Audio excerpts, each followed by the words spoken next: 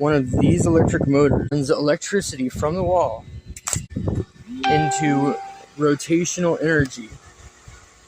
Now, the way the motor spins using electricity is through the windings. It's basically creating magnets. Everybody knows that. And now, the way the windings know what to do, because there's no controller inside of here, is through the capacitors and the centrifugal switch. So the capacitors basically are what create the phase shift that basically is pulling the magnets like on, off, making the shaft spin.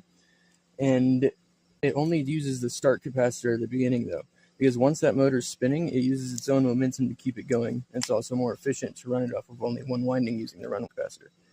So now the centrifugal switch, momentum activated switch, it's basically in constant pressure against one of these plates.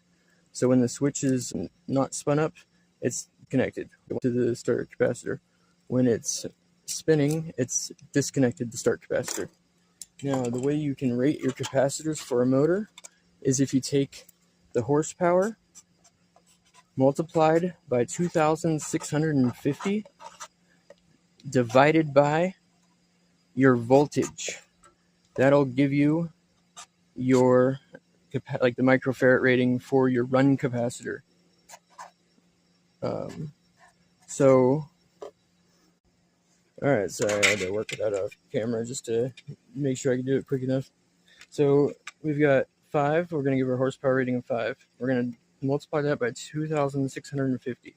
That'll give us 13,250. We're going to divide that by our voltage, which in this case is 220. That'll give us about 60.2.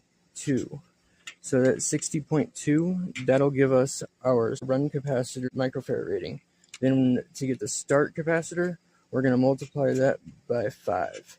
That'll give us around 301. So that will be our start capacitor. That'll be our run capacitor. So 301, 60.2. Everything else about electric motors. Single phase is the only one that needs the capacitors.